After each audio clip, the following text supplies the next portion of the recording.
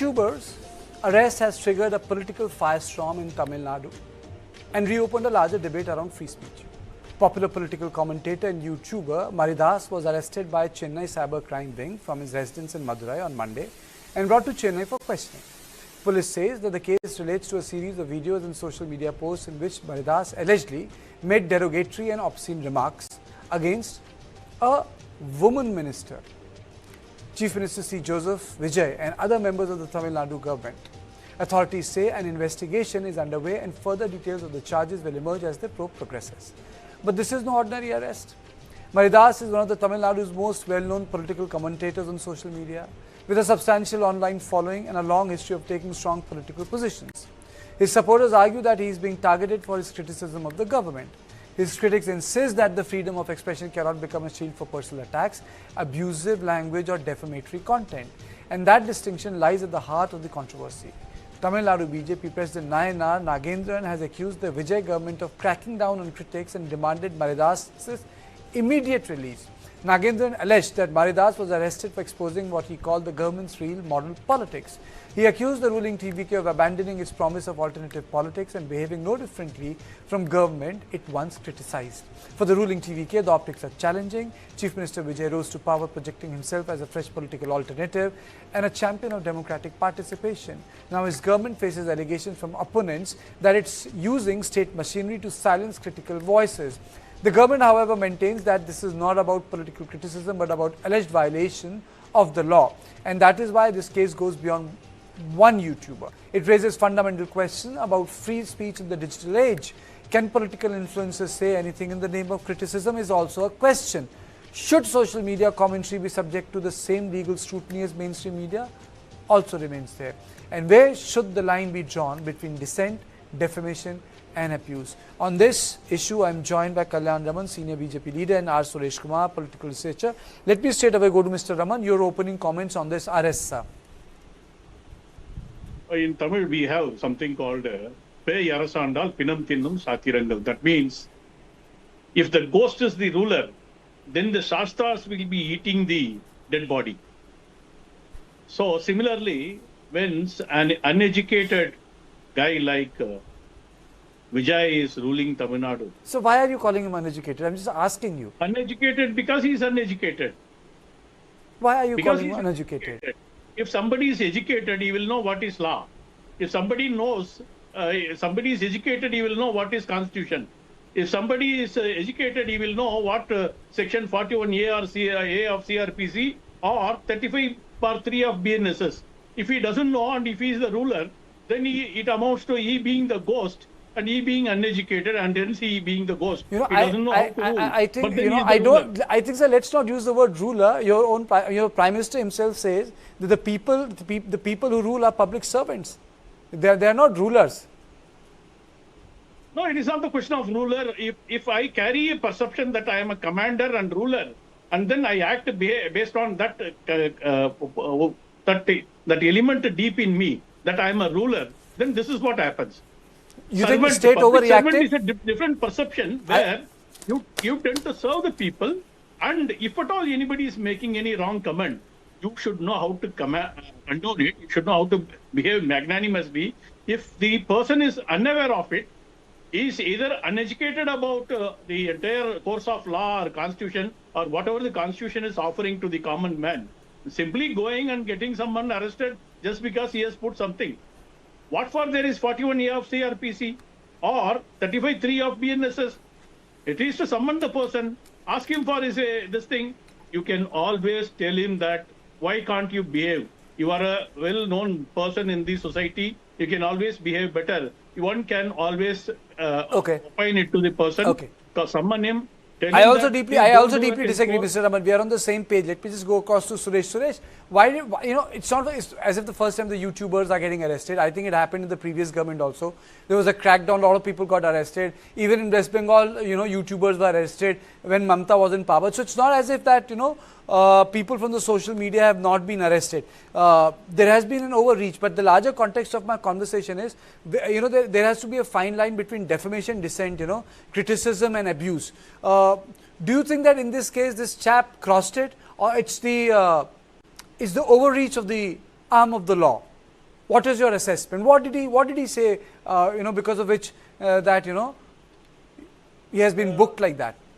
Yeah, YouTuber Maridas was very critic against TVK government and few ministers. He was arrested today morning. The crime number is 65/2026 under section 79. BNS, 79/352/2 and 66P of IT Act. These are the sections on this. I think he was very critic on any government. Previous government also, he was a critic on the government performance and regarding corruption. He was very critic. He was a very pro-BJP YouTuber. He used to put on... Are you saying that he has never attacked BJP? No, not much. He is a very, very, what do you call, a fan of Prime Minister Narendra Modi. That's them. Are you no, because then I'll ask this question to Ramanji. Are you saying that he was behaving like a sort of a surrogate account on behalf of BJP? No, it is not. He is a critic. He criticizes even BJP also. He criticizes whatever is seemingly wrong in his understanding. What is within the right, within his right to express, to dissent rather, and juvenile behavior of quite a lot of the so-called ministers of Tamil Nadu. Unfortunately, I am using the word so-called because they don't really behave like ministers. Somebody going around raiding without any reason. Somebody going around saying, poaching upon another ministry, raiding hospital, etc. There are so many laughable things happening in the name of ministers going around. So he does criticize, he is within his right to criticize. If at all anything derogatory is made out, then the best way to deal with it is to summon the person and charge sheet him. You can always charge sheet him without an arrest. That is what the law provides for. If the law provides for no arrest, people whose the sections does not permit a person to be arrested if it is below the 7 years imprisonment. That being the case, the best way to deal with it is to just question him, either tell him that behave yourself or don't do certain things which are incorrect in the eyes of law. Mr. Raman, the entire debate is that Vijay was a social media sensation when it came to politics. His Instagram account, his reels, his tweets, everything was like an ADMK. By arresting him, it's like as if you are master of that trade, and you have gone after the other person who is also master of that trade. It is not exactly like that because the TVK cadres, they were more into juvenile approach, whereas Maridas is a very serious commentator as far as the political events of Tamil Nadu are concerned, and he goes very deep into the details. And when that be the case, it is pinching the incumbent government. That is the problem. It is, see, let me tell you, the fact of the case is that the so-called arrest against him because he said something or he depicted some women minister may not be truth. Whereas he had spoken against Adav Arjuna. Adav Arjuna's wife Daisy was an accused in a drug case, 258 crore drug case in Kerala, and in which she obtained a pre-arrest bail, or what we call it as anticipatory bail, and then she is an accused in the case. His mother-in-law is also an accused in the case, not an ordinary case. It is NDPS case. When that be the case, that is being articulated by Maridas quite often in the last few days. Okay. They are simply taking cue under this particular case where he probably presented something I didn't see really. He had put up some women ministers' picture through using some AI mode. That is the accusation being presented. But the fact of the case is that he has been raising questions about Adav Arjuna. Adav Arjuna's mother-in-law and wife are accused in a drug case, in all probability they will be convicted. They opted for getting passport permission also. Their passport, they were banned from traveling abroad in the past, and then they obtained permission to leave abroad through I think 3778 of 2024. That is the case, if I remember, before the Kerala High Court.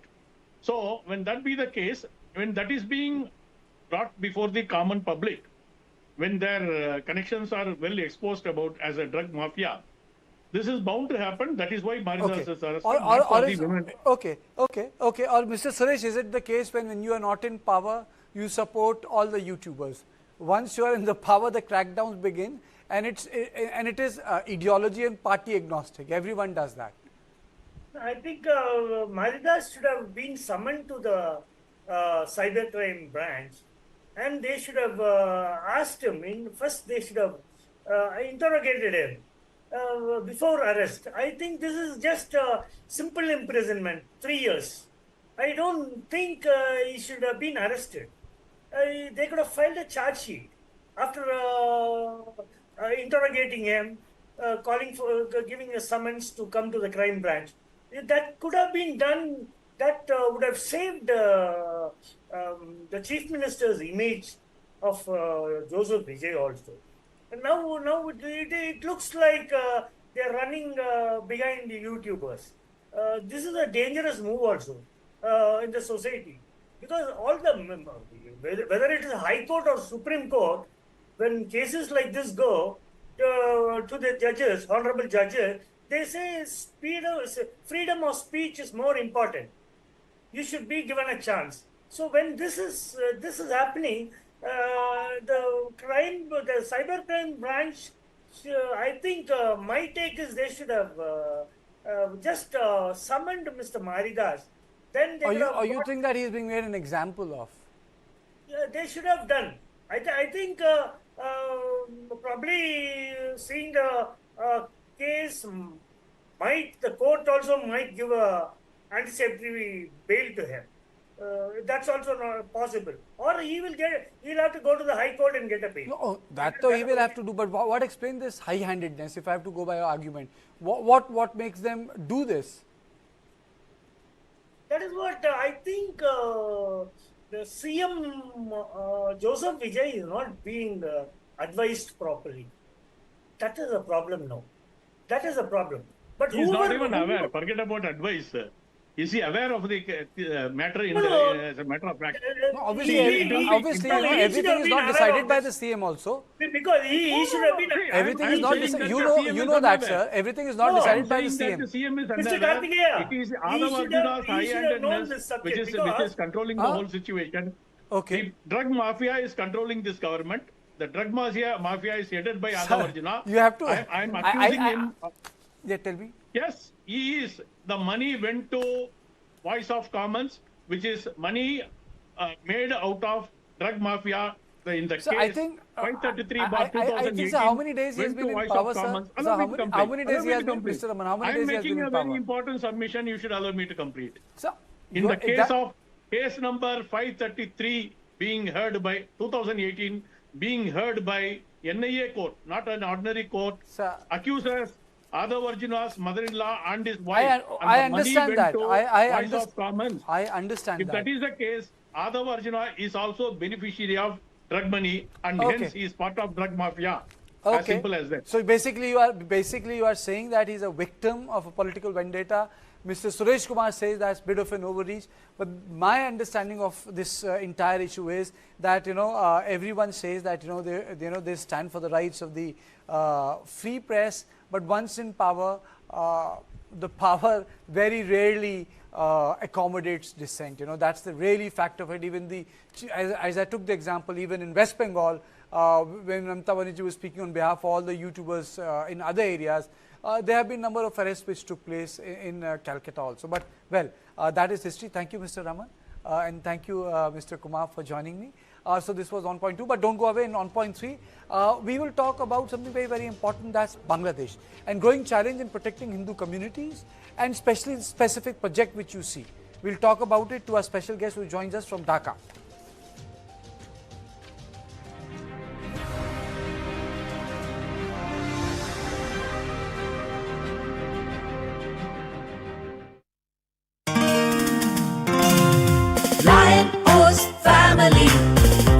इसमें fibre, beta glucan, protein, magnesium तत्व, इसलिए ये